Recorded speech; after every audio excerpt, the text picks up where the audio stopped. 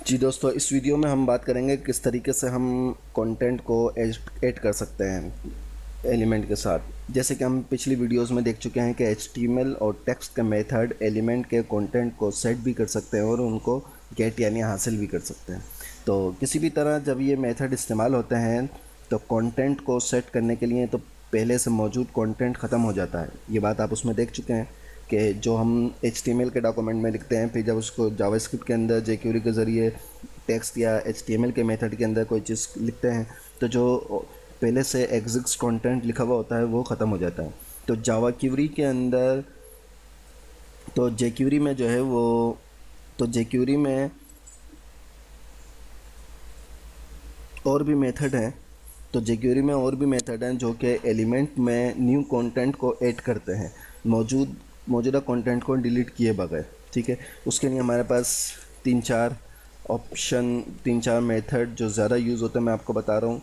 हैं तो इसमें ज़्यादा, लेकिन जो ज़्यादा यूज़ होते हैं कॉमन वो मैं आपको बताऊँगा। इसके अंदर एक एलिमेंट है, यहाँ पे मैं आपको बताता हूँ कि एक है अपेंड, ठीक है, दूसरा है प्रीपेंड, फिर एक है आफ्टर। ये सब मेथड है और एक मेथड है बिफोर।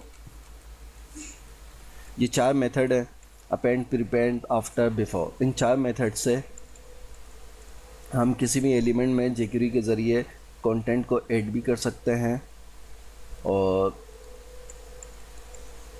कंटेंट को रिमूव भी इसमें किया जा सकता है। अपेंड जो है, अपेंड का मतलब है कि एलिमेंट के आखिर में कंटेंट को दाखिल करता है। ये अपेंड का मेथड जिस एलिमेंट के आगे हम इसके अंदर कुछ लिखेंगे तो ये अपेंड का मेथड जो है एलिमेंट के आखिर में कंटेंट को दाखिल करता है। इसी तरीके से ये प्रीपेंड का मेथड है, ये एलिमेंट के शुरू में कंटेंट को दाखिल करता है। और इसी तरीके से आफ्टर इसके नाम से ज़ाहिर है एलिमेंट के बाद कंटेंट को दाखिल करता है। और बिफोर जो है वो एलिमेंट से पहले कंटेंट को दाखिल करता है। ठीक है, तो इसको अब हम ज़रा देख लेते हैं एक दफ़ा एक मिसाल बनाकर। तो सबसे पहले हम अपेंड का मेथड जो है वो देखते हैं। अपेंड का मेथड एलिमेंट के एंड में कंटेंट को इंसर्ट करेगा, एलिमेंट के एंड में है। ठीक है, तो यहाँ पे पी, इसकी आईडी हमने बना ली डेमो और इसका मैंने यहाँ पे लिखा हाय, तो यहाँ पे पी का टैग बंद कर दिया। ठीक है, अब इसको हम jQuery के अंदर कुछ काम कर लेते हैं इसके ऊपर कि jQuery पे सबसे पहले मैं इसको कॉल कराता हूँ डेमो को कॉल करा के डॉट अपेंड का मैंने वहाँ पे हाई लिखा हुआ है, यहाँ पे कह दें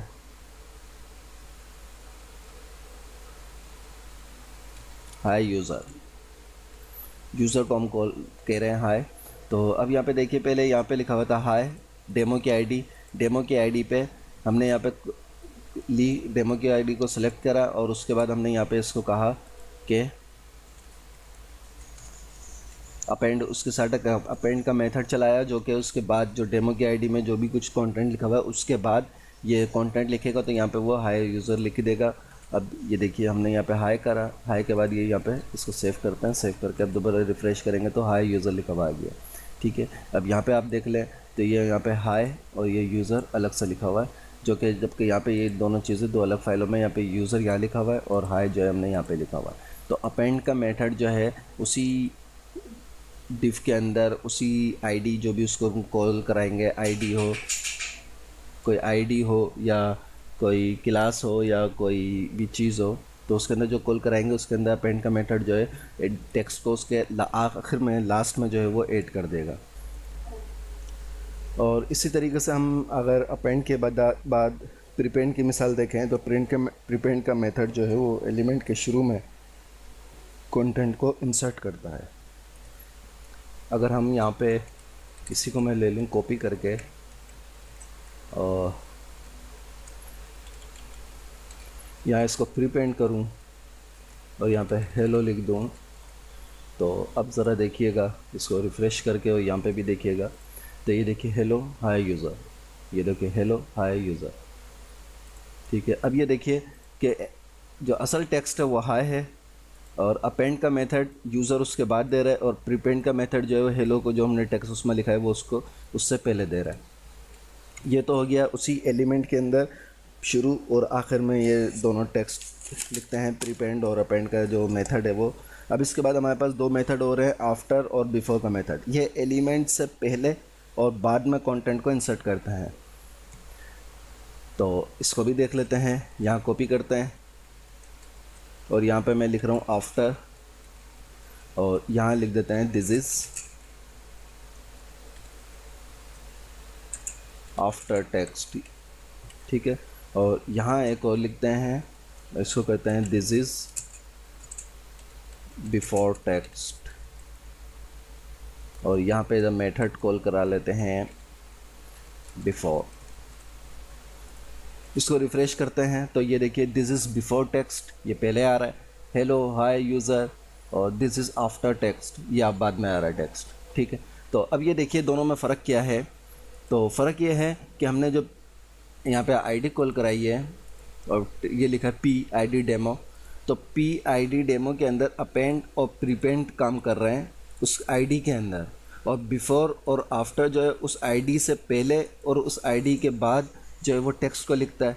और अपेंड और प्रीपेंड उसी आईडी के अंदर जो हमारा सिलेक्टर है उसी सिलेक्टर के अंदर पहले और बाद में टेक्स्ट लिखता है। और आफ्टर और बिफोर जो है वो उस एलिमेंट जो सिलेक्ट एलिमेंट हमने करा है उस एलिमेंट के बाद और पहले जो है टेक्स्ट को लिखता है। इस चीज़ को आप ज़रा प्रैक्टिस करेंगे तो और अच्छी तरह आपको वाज़ेह हो जाएगी, ठीक है। तो ये चारों मेथड न्यू एलिमेंट को क्रिएट करने के लिए भी इस्तेमाल हो सकते हैं। और इसको भी हम एक मिसाल में देख लेते हैं। जावास्क्रिप्ट में नए एलिमेंट को क्रिएट करना आसान, बहुत ही आसान है, ठीक है।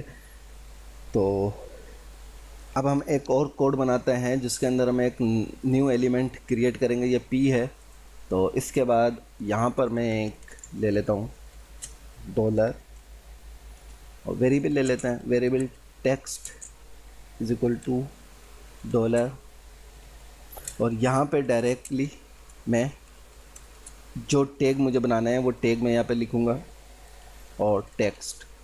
तो देखिए ये जिस तरह डॉलर के बाद हम सिलेक्टर लाते हैं यहाँ पे आईडी से क्लास से, तो सेम यहाँ पे मैंने टैग ओपन और टैग क्लोज करा है, तो यानी ये टैग ओपन और क्लोज हो जाएंगे। उसके बाद यहाँ पे मैंने टेक्स्ट का मेथड लिया और इस टेक्स्ट के मेथड में मैंने लिया न्यू एलिमेंट और इसको बंद कर दिया, इसको सेव किया। अब ये कोड नया पी एलिमेंट जो है वो बनाता है और जिसका टेक्स्ट होगा न्यू एलिमेंट, और एक वेरिएबल को असाइन होता है जिसको हमने एक वेरिएबल में सेव कर दिया है। अब हम इस वेरिएबल को पैरामीटर में इस्तेमाल करते हैं, ठीक है।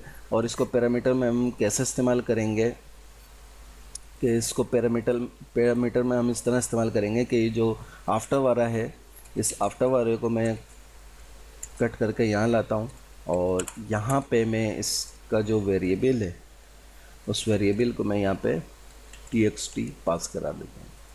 अब ये देखिए तो ये न्यू एलिमेंट, और यहाँ पे ये देखें कि PID डेमो आ गया, डेमो के बाद ये एक नया एलिमेंट बन गया, P का पैराग्राफ बन गया और वो न्यू एलिमेंट के नाम से उसके अंदर टेक्स्ट आ गया। तो देखा आपने कि किस तरीके से जावास्क्रिप्ट के अंदर जो है वो हमें किसी भी एलिमेंट के अंदर टेक्स्ट को ऐड करना और उस टेक्स्ट को चेंज करना कितना ही आसान है, और फिर नया एलिमेंट बनाना कितना आसान है। जबकि यही काम अगर जावास्क्रिप्ट के अंदर करें तो उसके लिए हमें कितना सारे कितने लाइनों का कोड हमें लिखना होगा। अच्छा, हम इन चारों में मल्टीपल आर्गुमेंट्स भी पास करा सकते हैं, जी हाँ, या और वो कोमे को इस्तेमाल करते हुए होगा। या फॉर एग्जांपल अगर मैं यहाँ पे जैसे ये अपेंड है या प्रीपेंड है, आफ्टर है, तो इसके अंदर जैसे मैंने अभी एक टेक्स्ट इस्तेमाल करा है, तो यहाँ पे मैं और मज़ीद बना लूँ 3 न्यू एलिमेंट 2 न्यू एलिमेंट 3, ठीक है। और यहाँ पे टेक्स्ट जो है इसको भी मैं कर दूँ 2 टेक्स्ट 3, यहाँ पे कोमा टेक्स्ट 2 कोमा टेक्स्ट 3। अब इसको सेव करते हैं। ये मल्टीपल देखें, एक ही आफ्टर के एक मेथड के अंदर मल्टीपल आर्गूमेंट्स पास करा के हम इसके अंदर मज़ीद जो है वो बना सकते हैं। एलिमेंट 1 2 3 आ गया, और ये देखें अलग अलग पी के अंदर पैराग्राफ में 1 2 3 अलग अलग आ गया। तो आई होप कि आपने इसको अच्छी तरह समझा होगा और बहुत कुछ इसमें सीखा होगा। मुझे अपना फीडबैक ज़रूर दीजिएगा और चैनल को लाइक करिएगा अगर आपको ये वीडियो अच्छी लगी हो, कोर्स अच्छा लग रहा हो। मज़ीद अब आगे हम देखेंगे कि किस तरीके से हम जेक्यूरी के ज़रिए CSS के ऊपर जो है वो काम कर सकते हैं। तो देखते रहिए जेक्यूरी का ट्यूटोरियल।